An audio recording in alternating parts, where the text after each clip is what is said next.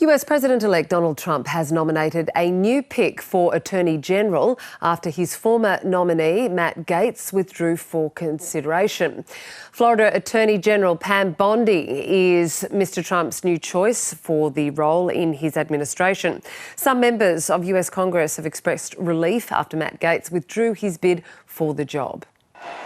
He was the subject of an ethics committee probe into allegations of sexual misconduct and drug use. Mr Gaetz has denied wrongdoing, but his nomination had even faced opposition from Senate Republicans over his past conduct. I think he did a pretty noble thing, frankly, honourable thing by getting out himself. I thought his statement was appropriate. The president nominated somebody, they chose to not go forward, now he'll nominate somebody else.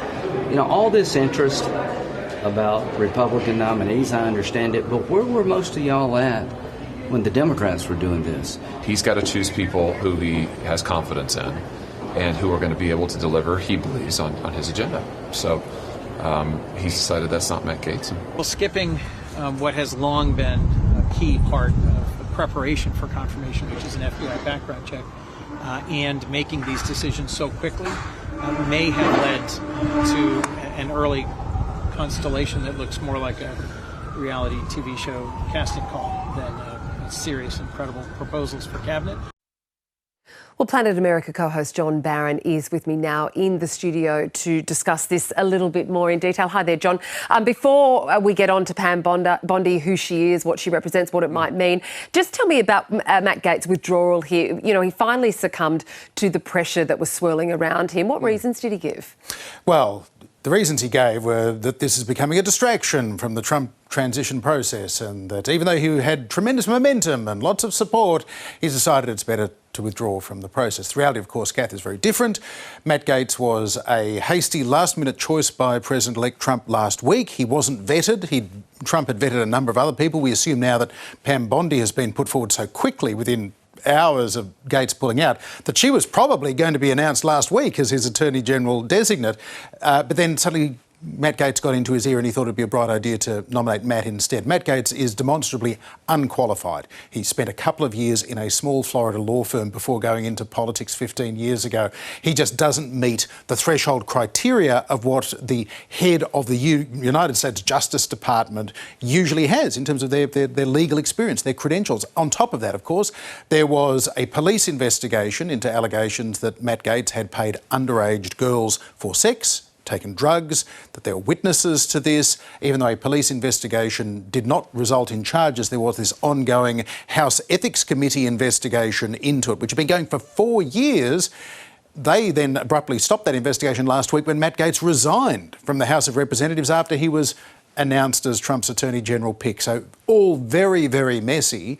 And you can say perhaps this is Trump wisely cutting his losses, seeing that there weren't going to be the votes in the Senate to confirm Matt Gaetz. And these are hearings that wouldn't be happening until February or March next year in any event.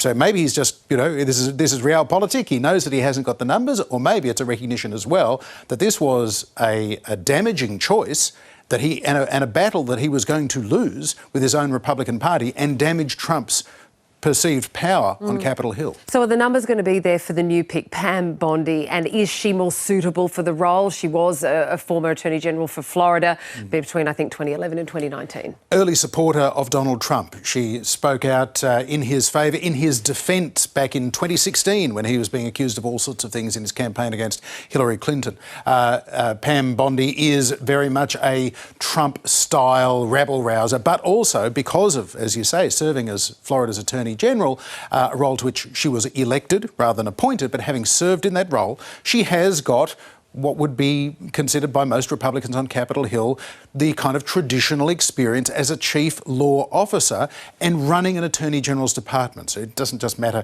whether you understand the law, it's do you understand how to administer the law through a Justice Department, through the courts, through investigative bodies, having oversight of police. It's a multifaceted role to which Pam Bondi will be much easier to sell to Republicans, partly because they've already effectively said no to Matt Gaetz. It does make the second nominee much more likely to be confirmed now. How big a setback is this going to be, this messy appointment of the AG is going to be for Donald Trump?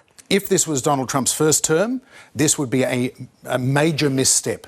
A really clumsy kind of stumble out of the gates, if you will. Back in 1993, Bill Clinton's choice to be Attorney General of the United States, Zoe Baird, first woman ever nominated to be Attorney General, her confirmation ended up getting very messy in the hearings. They discovered that she had employed a nanny who was an illegal immigrant.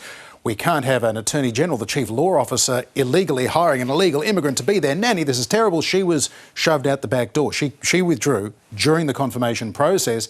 Badly damaged Bill Clinton in that first year of his presidency. It took him a year to really re-establish confidence that he was fit to be President of the United States.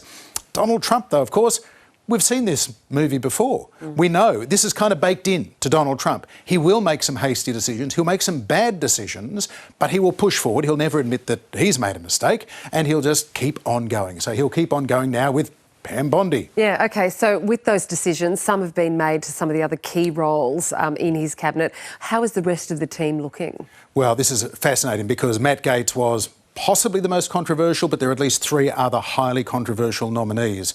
We've heard a bit about Pete Hegseth, the Fox News host, former military veteran who's been nominated to be Defence Secretary, so head of the Pentagon, a quarter of the US government, massive responsibilities. He is being accused of rape. Now, he denies it, but police records have been coming out about the detail of the woman that made this allegation. He says they had a consensual encounter some years ago. She says there was no consent involved. He forced this on me. This could be very damaging for him as well. He is getting more support on Capitol Hill. He is more conventionally qualified to be Defence Secretary than, say, Matt Gaetz was to be Attorney General, but not really. And so he's going to be a bit worried right now. Is Trump going weak at the knees, or is he, after letting Matt Gaetz swing in the breeze, is he now going to double down and support Pete Hegseth? Then of course, there's Robert F. Kennedy Jr. to be Secretary of Health and Human Services. Massive oversight of American healthcare policy, different agencies, including the Centres for Disease Control. He's a vaccine denier. There are some things that he wants to do which many Americans would agree with, getting forever chemicals out of the food chain, looking at additives in the food supply, in agriculture, even examining whether there's too much fluoride in some water supplies. Bit of fluoride is very good. Too much can be a problem. Is there too much? He wants to look at these things. Some of those things justified by science. Then there's some really wacky stuff that Kennedy believes, and that could become problematic. And then, of course, as Director of National Intelligence, Tulsi Gabbard, former Democratic congresswoman who is credibly accused of being a Russian asset, if not a spy. Hillary Clinton says this woman is basically an agent for the Kremlin. Others agree. The former head of the CIA, Michael Hayden, says Tulsi Gabbard is an asset of Vladimir Putin. Do they really want that person in charge of America's 17 intelligence agencies? If they do, America's allies, including Australia, will presumably stop sharing their intelligence with America and Tulsi Gabbard for fear that it goes straight to Vladimir Putin in the Kremlin.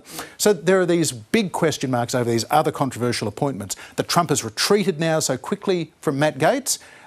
Does that mean he's going to stand and fight, or does it mean he's actually going to bow to reality and try and come up with some more conventional choices? Well, we might know soon, because this is happening at breakneck speed as well. Sure is. John Barron, thank you very much. Thanks, Kath.